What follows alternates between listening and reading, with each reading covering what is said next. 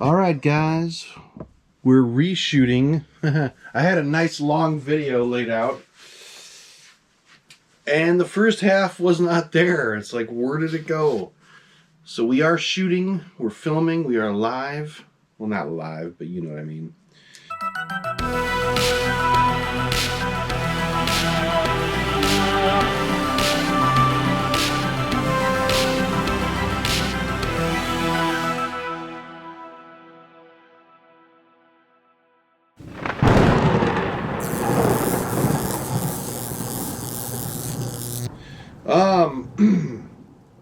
This was going to be a longer video, but it's going to be a little shorter now because of the mishap.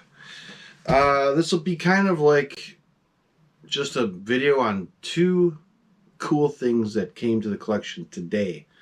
One is a mask, one is a poster. And the mask I'm talking about is a mask I've been after for 10 years. Yes. 10 years because Mr. El Horrifico, my good friend Carlos, taunted me for 10 years with selling me this piece, this fine mask right here. Yes. I kind of started to call him the boy that cried wolf because he'd be like, oh, I got to sell the Frankenstein masks. And I'd be like, okay. And I'd come up with this great price and then he would never sell them.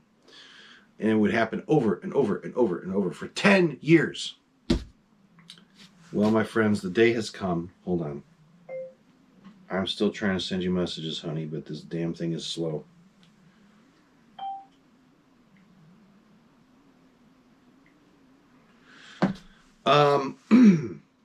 So today, that all changed.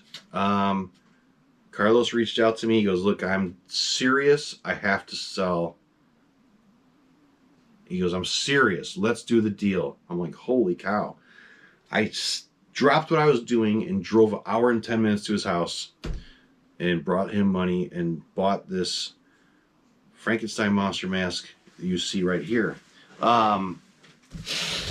This, however, is no ordinary Frankenstein mask. Can you give me a hand here? Here, hold this right there. This is not your average Frankenstein monster mask. No, no, no, sir. So you may remember this from an old episode where we were looking at old Frankenstein monster masks, and we got into the whole thing about the 1998 calendar reissue masks by Don Post Studios. There really wasn't Universal Monsters back in the Don Post line, if I remember correctly, since 1983. They got licensing once again to bring back like the Creature from the Black Lagoon, Phantom of the Opera, and the Karloff Frankenstein mask. They did, however, carry the Karloff up to about 1988, 87, 88, because there was a Universal Studios only version. He had a little different hair, like sideburns. It was like a different hair material. Really cool. I used to have one. Of course I sold it. So now fast forward to the 90s and they're going to bring back Universal Monsters for the calendar reissue line.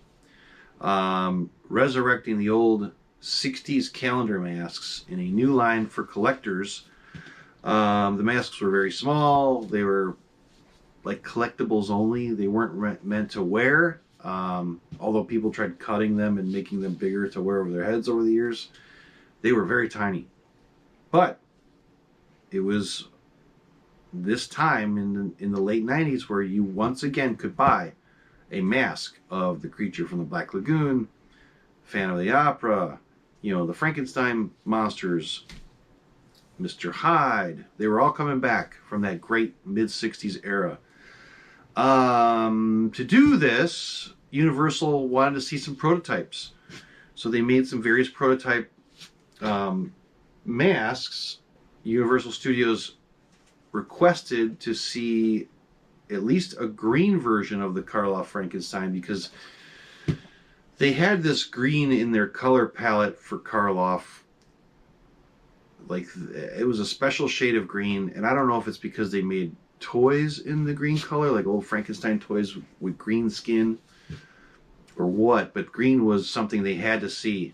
And they also did a gray version of this Karloff Frankenstein monster mask to see what route they would go when they make the 98 reissues, if it's going to be green or gray, whatever. So Don Post Studios, they took the, what I'm assuming was the master, probably the greatest master they had in the factory, that would have been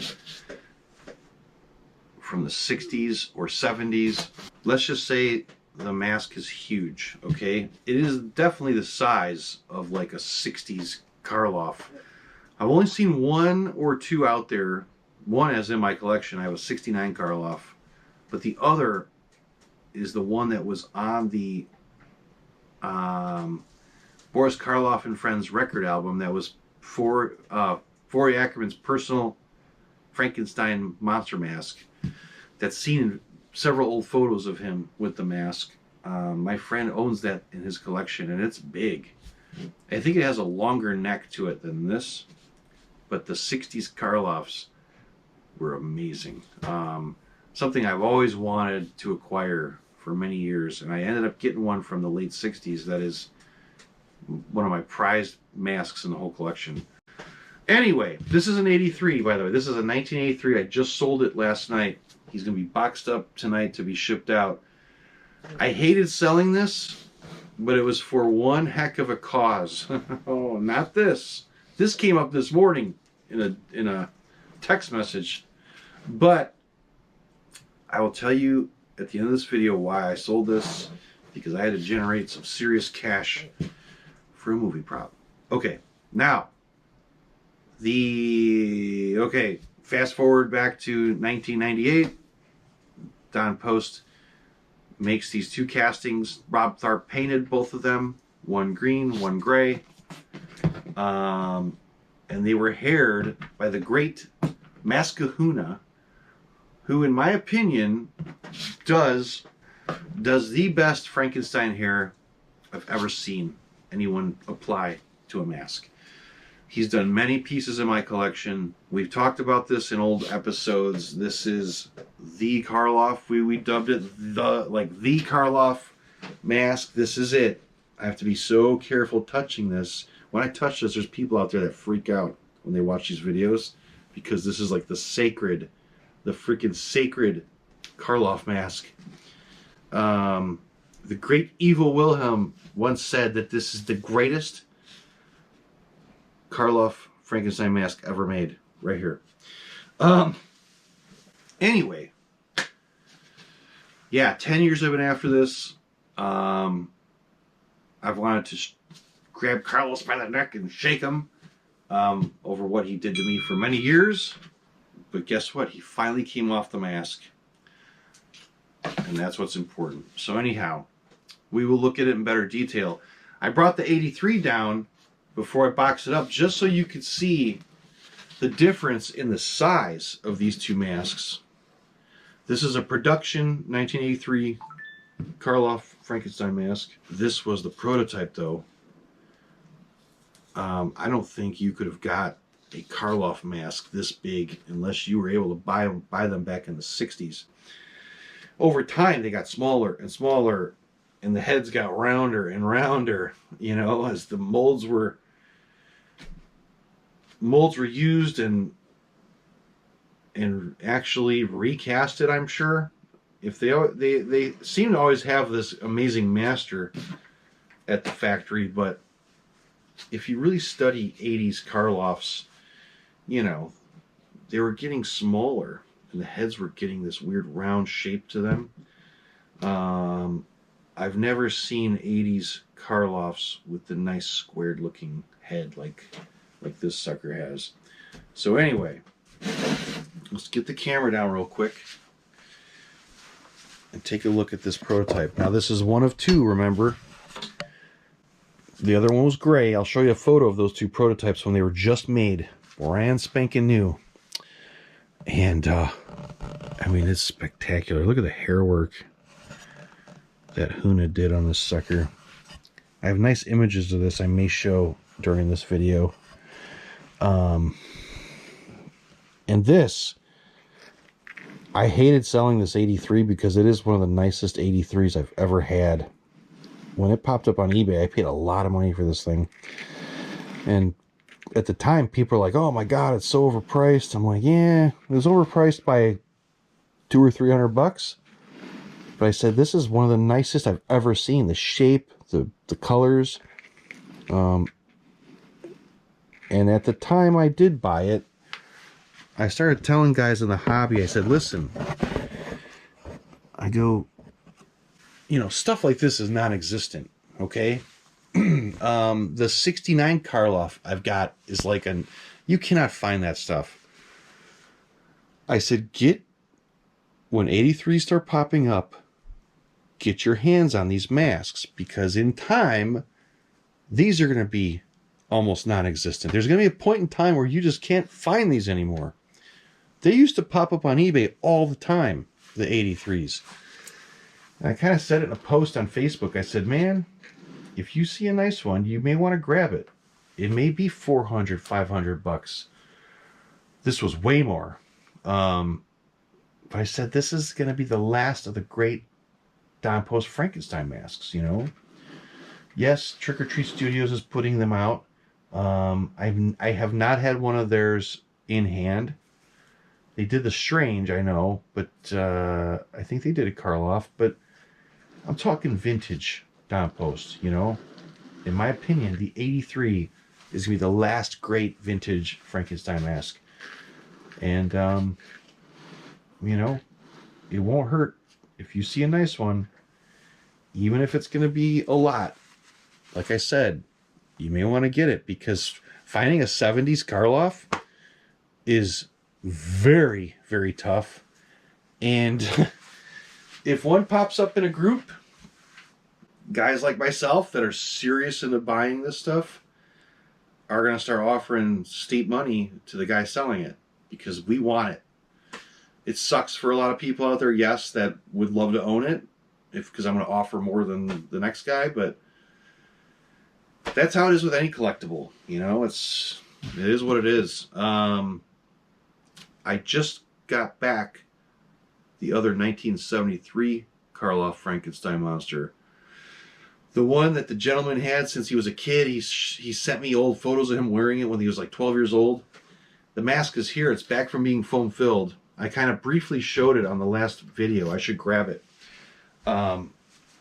Just to kind of compare it to this 83. You know, I want you guys to see how close they are, but then little differences, and why a 70s Karloff is so desirable to a serious Don Post collector versus 83, you know?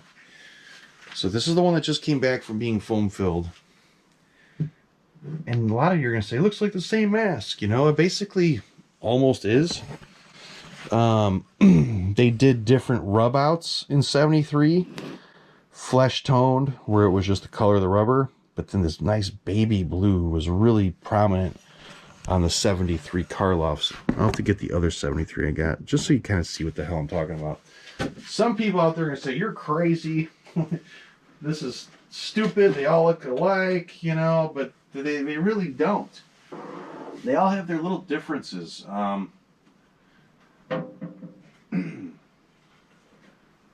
Here's where you're going to see, and remember, they all wore out differently. They're not all the same.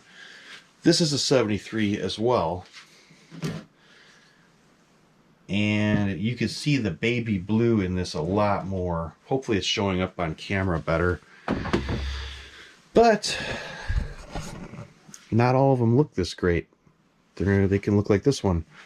My friend did the foam filling, and the face came out beautiful, like the definition of the cheeks and everything, and the eyelids. He said, though, because I used the Gorilla Tape, remember I was using black thick Gorilla Tape to line the inside of this mask, because it started getting stress cracks. The neck itself was very brittle. You know, so the seller told me that. He goes, oh, the neck is brittle. He was very honest with me, which was great.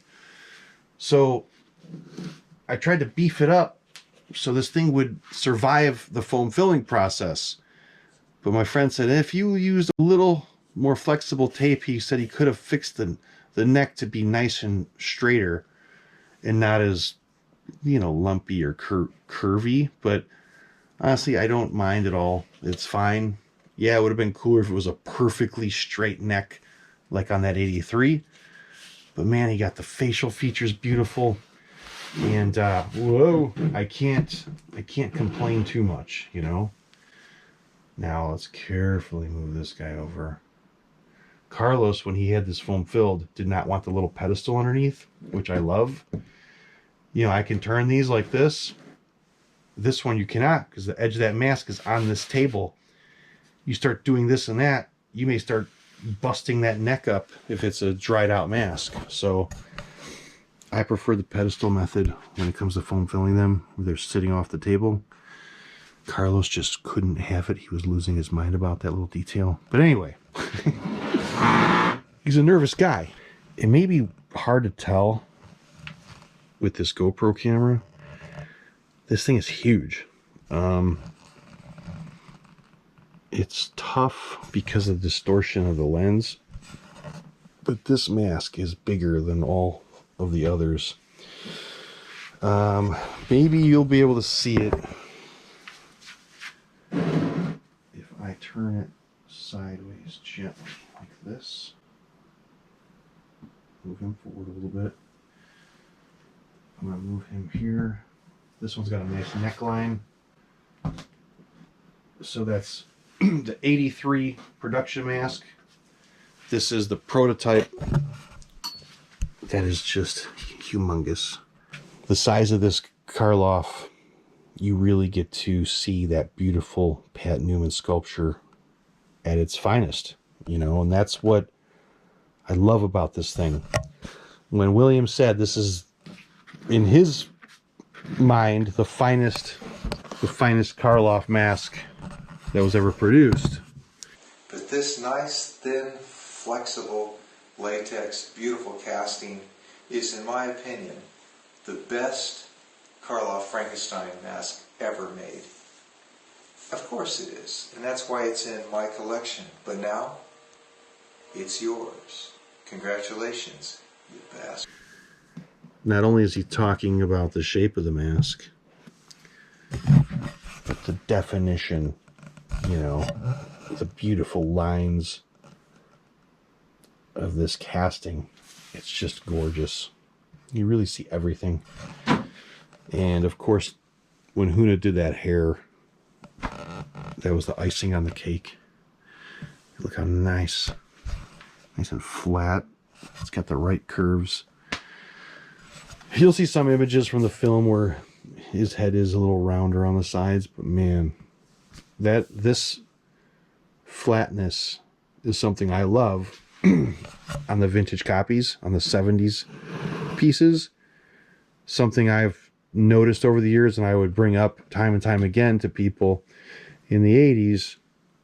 You really started losing that. It really started getting a lot rounder on the edges on these 83s. Just a weird detail. Some people could care less, but it's something I really noticed when I look at all these masks side by side, you know, especially other 83s I had. They were really rounded. But anyway, I had to showcase this today. In the collection, this place is a mess, but that right there is the 98 Glenn Strange prototype. So they made a Glenn Strange and they made a Karloff, and that's the two prototypes that were used to show Universal. That back there is the 1969 Karloff, which measures up almost identical to that green one. The green one still looks bigger than the 69, you know. More vintage Frankenstein monsters. That is an 83 prototype, straight from the Pat Newman plaster mold from the 60s. That is the exact size of a 1966 calendar Glenn Strange. It's the same mold. That came from the same mold. That is one of the final pulls from the plaster Pat Newman 60s mold that Don Post had. That was one of the last 3 pulls they pulled out and used that one for the prototype. Then the mold's pretty much shot. There's some special castings in these cases, though. I mean, especially this 83. This was done in 83, but man, it came out before that in that same plaster mold. It's got more detailing, and that was the prototype they showed Universal way back in 83, long before the 98s came out, you know? So I know stuff might get a little confusing at times as I'm throwing dates around and castings, but you Don Post guys know exactly what I'm getting at here. I'm going to throw this 73 in the case really quick because the poster I'm going to show you is really neat. All right, guys. So this poster I'm about to show you, I have the one sheet for this movie. I also have the international one sheet, but I don't have this one, which is called an insert. I also call them daybill. So I don't know if daybill and insert are the same dimensions. I think they are. I don't know if a daybill was the international version of an insert. You know what I'm saying? I don't know. I'm not a poster. I'm a poster fanatic. I've loved movie posters since I was a kid. I would find original movie posters at theaters, like in the back rooms. I'd ask, and they'd pull out a freaking basket case poster for me or a Videodrome. And once you had those original old one sheets in your hands, you're like, oh my God, this is amazing. So I've always been a fanatic about this stuff, but I just didn't know an international versus, I didn't know all the differences. But I'm learning more and more as my poster collection grows more and more. Yeah, this is the Motel Hell insert. I can thank Mr. Ethan for this. He sold it to me out of his collection. Carefully do this. Ethan Dexter. Woohoo! Oh, this is cool, Ethan. It is. Let's just get rid of that right now. It's in decent shape, Look at that. How cool is that? It takes all kinds of critters to make Farmer Vincent fritters. Yes, sir. So, very cool. I might, it's got some little issues. It's got, some little wrinkling here. It's not the end of the world. It's a cool freaking poster.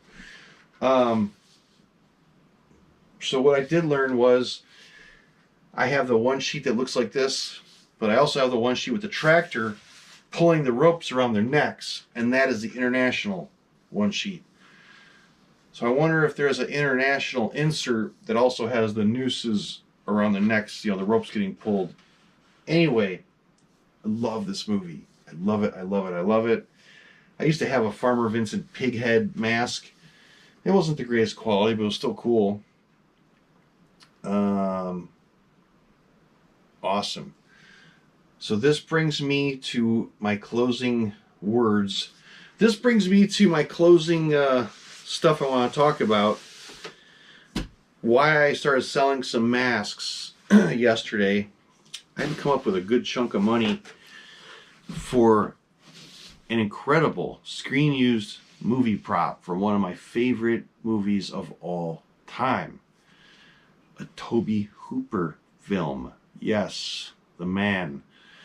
I'm not going to spoil what this is, but I'm probably going to do an unboxing type of video on it when it does arrive, which should be any day now. It's a pretty good sized prop too. You'll never guess what it is. I only told 2 people, I think, what it actually is. And the movie is one of my favorites. It's a movie that's very special to me. And my friend, so this is a prop that This prop has not been out in circulation. It hasn't been traded and bought and sold. No, because it has sat in my friend's storage, what would you call it? Like a storage shed for over 25 years in Beverly Hills. My friend was a major special effects painter back in the day. He worked on all the Nightmare on Elm Street films. He worked for the Chiodo brothers on Killer Clowns from Outer Space.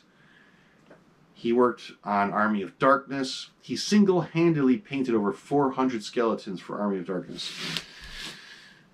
Anyway, he's got some deep, deep connections in the special effects world, knows everybody, and bought this item along with some other items from a Universal prop guy. I don't want to spoil the whole story. Just know a really cool episode is coming up. And if you're a fan of the film, you're going to love this because I can't believe I'm buying it. I have to send them the payment tomorrow. Yeah, it's going to be a fun one.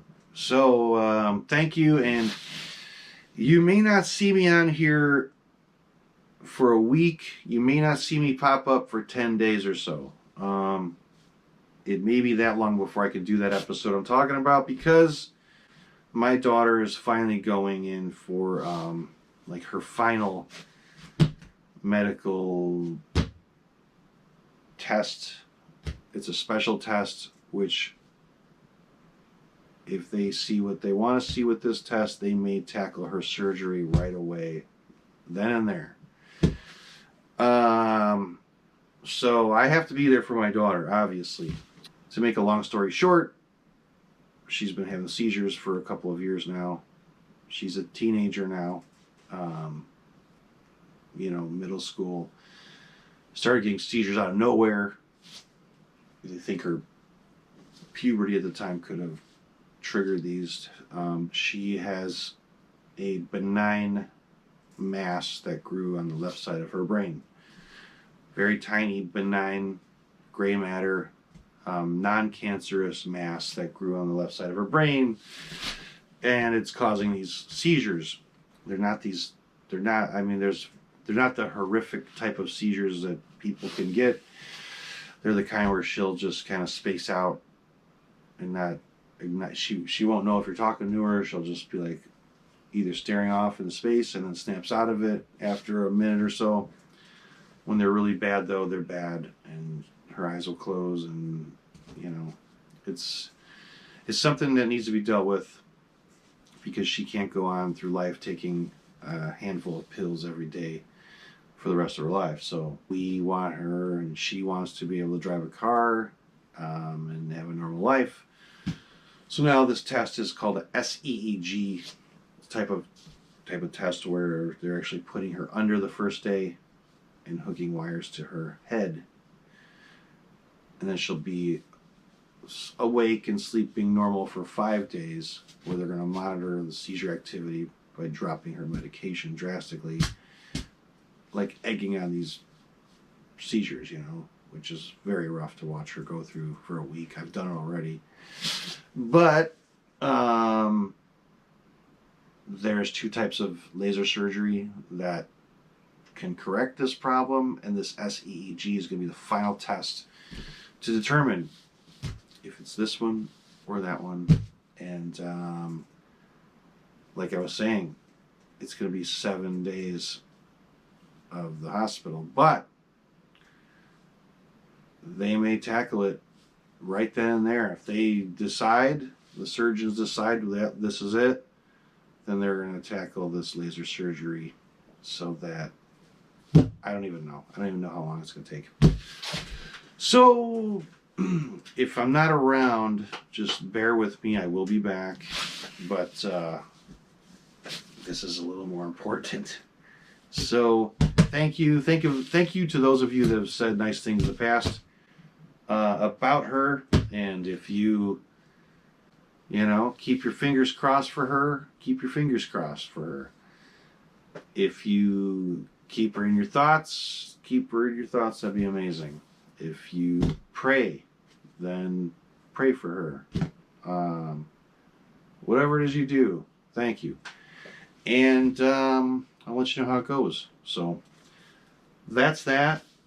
Like I said, awesome movie prop episode coming up that I'm so excited about. I can't believe it. It's so weird how this thing landed in my possession.